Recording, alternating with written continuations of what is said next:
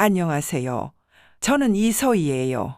올해 69이 되었네요. 저는 오늘 이 자리에서 제 아들과 며느리를 고소하기로 결심한 이야기를 여러분께 모두 털어놓으려 해요. 제 모든 것을 앗아가려 했던 그들을 제가 어떻게 법으로 심판하게 되었는지, 어디에도 말하지 못한 제 속마음을 이렇게 사연으로 보냅니다. 나이 들면 다 그래요. 엄마 정도면 다들 요양원 가셔요. 세상에. 그 말을 제 아들 입에서 들었을 때 제 심장이 멈추는 줄 알았습니다. 마치 사형 선고를 받은 기분이었죠. 저는 죽기보다 부끄러웠고 더 죽기보다 억울했어요. 그래, 너희가 나를 짐처럼 버린다면 나도 너희에게 가장 무서운 심판을 내리겠다. 저는 아직 건강해요. 허리도 곧고 전통시장 장보기도 혼자 할 수 있고 은행 서류 업무도 척척 해낼 수 있다고요. 그런데 제 며느리가 제 뒤에서 몰래 푸른 안식 요양원 장기 입소 계약서를 쓰고 있었다는 걸 저는 정말 꿈에도 상상하지 못했어요.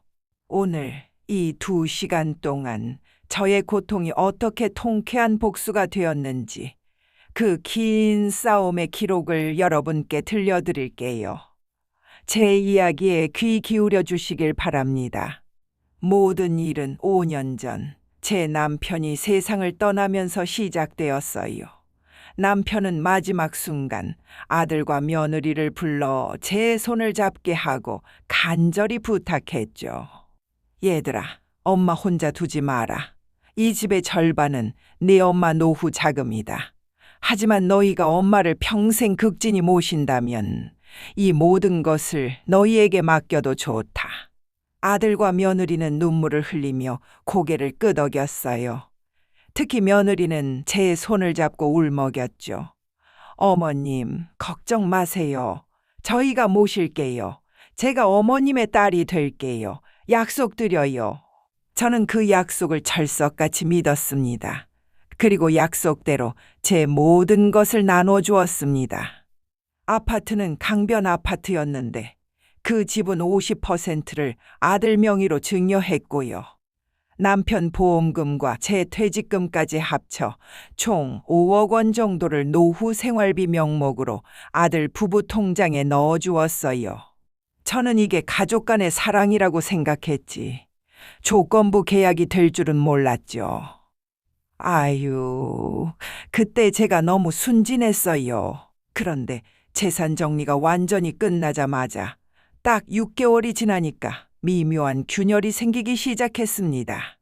예전에는 어머님, 뭐 드시고 싶으세요? 하던 며느리가 어느 날부터는 제가 뭘 하려고 하면 인상을 썼어요. 제가 동네 친구들을 초대하려고 하면 핑계를 대기 시작했고요. 어머님, 지금은 지역 문화센터에서 만나세요. 집이 좁으니 손님은 좀 불편해요. 저는 서서히 고립되기 시작했어요. 가족과의 소통은 줄어들고 저는 이 집의 불청객이 되어갔죠. 그리고 가장 서러웠던 방 바꾸기 사건. 며느리는 손주 핑계를 대며 저에게 방을 바꿔달라고 했어요. 저는 흔쾌히 승낙했죠. 하지만 제가 옮겨간 방은 햇빛이 전혀 안 들어오는 뒤쪽 창고 옆방이었어요.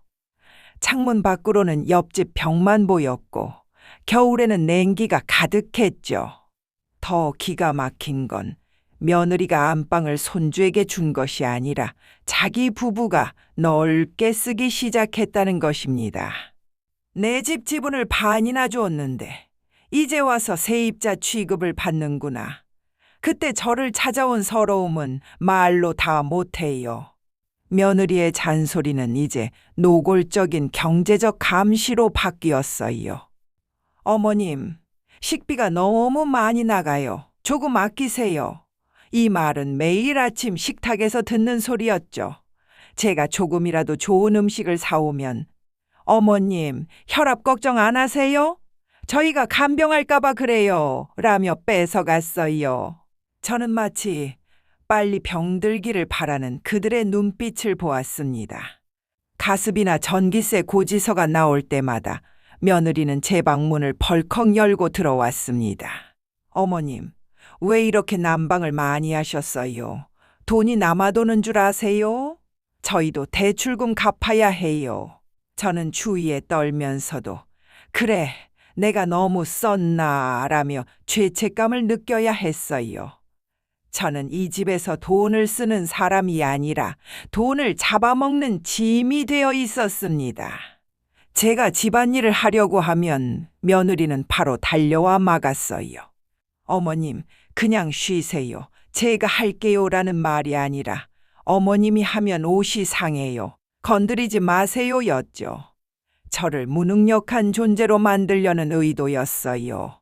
거실 TV 리모컨은 아예 며느리가 전담했고요. 제가 드라마를 보려고 하면 시끄러워요. 손주 공부해야 해요라며 채널을 돌려버렸어요. 하루는 제가 아끼는 친구에게서 전화가 왔는데 며느리가 받더니 저희 어머니 지금 바쁘셔서 통화 못해요 라며 끊어버렸습니다. 저는 세상과 단절되고 제 존재는 서서히 지워지고 있었죠. 마지막으로 기댈 곳은 아들이라 생각해서 호소했어요. 얘야, 네 아내가 엄마한테 하는 말이 너무 심하다. 네가 좀 말려야 하는 거 아니니? 아들의 대답은 언제나 차가웠습니다. 엄마가 너무 예민한 거야. 아내가 얼마나 힘들게 살림하는지 알아? 제발 가만히 좀 있어. 그때 저는 깨달았습니다. 아들은 며느리의 행동을 알고도 침묵함으로써 동조하고 있다는 것을요. 제 마음속에서 아들은 이미 떠나갔습니다. 며느리의 무시는 결국 제 인격을 파괴하는 폭언으로 이어졌습니다. 제가 설거지를 하고 있는데 손주가 제 옆에 와서 재롱을 부렸어요. 제가 머리를 쓰다듬어 주려고 손을 올리는 순간 며느리가 달려와 제 손을 탁 쳤습니다. 어머니, 제발 애한테 손대지 마세요. 이제 나이 들면 냄새 나잖아요. 저는 그 자리에서 얼음처럼 굳었습니다. 나이 들면 냄새가 난다니. 저는 그날 이후로 매일 향수를 뿌리고 옷을 여러 번 빨았어요. 하지만 제 마음속의 수치심과 분노는 점점 더 커져만 갔죠. 그 이후 며느리는 저를 아예 없는 사람 취급했어요. 제가 없는 자리에서 아들에게 큰 소리로 말하더군요. 여보, 어머니 저렇게 혼자 방에 계시다가 갑자기 쓰러지시면 어떡해? 빨리 푸른 안식 요양원 알아보자니까. 저는 그 대화를 문틈으로 들었어요. 그들은 제가 듣고 있다는 것을 알면서도 저에게 상처를 주기 위해 일부러 큰 소리로 말한 거예요. 저는 더 이상 당하고만 있을 수 없었습니다. 저는 동네 만물상에 가서 아주 작은 녹음기를 하나 샀어요. 그날부터 저는 녹음기를 옷 속에 숨겨 다녔습니다. 녹음 파일에는 며느리의 폭언뿐만 아니라 제가 아플 때 그들이 병원에 가보라는 말 한마디 없이 방치했던 기록까지 담겼습니다. 제 기침 소리만 녹음되고 며느리는 엄마, 기침 소리가 너무 커요. 좀 참으세요 라고 짜증냈죠. 이 녹음 파일은 저를 지켜줄 유일한 무기였습니다. 저는 이제 복수를 위한 증거를 손에 넣은 것입니다. 운명 같은 날이 왔어요. 며느리가 이웃사랑 모임에 가느라 집을 비웠을 때 저는 며느리의 방 서랍을 열었습니다. 그 안에는 두꺼운 서류 뭉치가 있었죠. 글자를 읽는 순간 저는 숨을 쉴 수가 없었습니다. 푸른 안식 요양원, 장기 입소 계약서 초안이라는 그 글씨. 그리고 더 끔찍한 것은 입소 전원 신청서에 저를 경증 침해 및 공격성 자즘으로 조작해 놓았다는 사실이에요. 제가 멀쩡한데 저를 정신적으로 문제가 있는 사람으로 몰아넣은 것입니다. 저는 서류를 모두 복사해서 가방에 챙겼습니다. 그날 저녁, 저는 복사한 서류를 식탁 위에 던지며 물었습니다. 너희들, 나 요양원 보내려고 작정했더구나. 그것도 나를 치매 환자로 몰아서? 아들은 뻔뻔하게 변명했어요. 엄마, 다 엄마를 위한 거야. 요양원 가면 편하게 지낼 수 있어. 저는 떨리는 목소리로 물었죠. 내가 준 돈, 내가 준 집은 어떻게 할 건데? 아들의 대답은 제 가슴에 대못을 박았습니다. 엄마, 이미 증여 다 끝났어. 법적으로 우리 거야. 엄마는 이제 재산이 없잖아. 우리가 이 정도 해주는 것만 해도 감사해야지. 재산이 없잖아. 그 말이 그들의 본심이었습니다. 더 이상 미련은 없었습니다. 좋다. 너희가 나를 법적으로 처리하려 했으니 나도 너희를 법적으로 상대하겠다. 너희는 오늘부로 내 자식이 아니다. 저는 새벽 1시 작은 가방 하나와 증거가 담긴 USB를 들고 집을 나왔습니다. 저는 동백 여인숙이라는 낡은 여관방을 잡았어요. 그 밤 저는 울지 않았습니다. 대신 복수를 다짐했죠. 다음 날 저는 희망법률사무소를 찾아갔습니다. 변호사님께 모든 증거를 보여드렸죠. 변호사님은 저에게 희망을 주셨어요. 어머님, 며느리분의 행위는 노인학대입니다. 그리고 어머님은 모시는 조건으로 재산을 증여하셨죠. 이는 부담부 증여에 해당합니다. 조건을 위반했으므로 증여를 철회하고 재산을 돌려받을 수 있습니다. 제가 순진하게 건넨 효심이라는 믿음이 이제 계약 파기라는 강력한 법적 무기가 된 거예요. 저는 곧바로 변호사님께 민사소송을 시작해달라고 부탁했습니다. 증여재산 반환 청구, 위자료 청구. 며칠 뒤 며느리에게 전화가 왔어요. 이번에는 울먹이더군요. 어머니, 제가 잘못했어요. 제발 소송만은 취하해 주세요. 집은 건드리지 말아주세요. 저는 단호하게 말했습니다. 늦었다.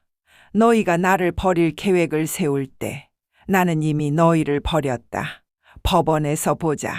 재판날이 되어 저는 변호사님과 함께 당당히 법정에 섰습니다. 증거 제출 순서에서 변호사님이 녹음 파일을 재생했을 때 법정은 순식간에 차가워졌어요. 녹음 파일에 며느리 목소리가 흘러나왔어요. 어머니, 제발 애한테 손대지 마세요. 이제 나이 들면 냄새 나잖아요.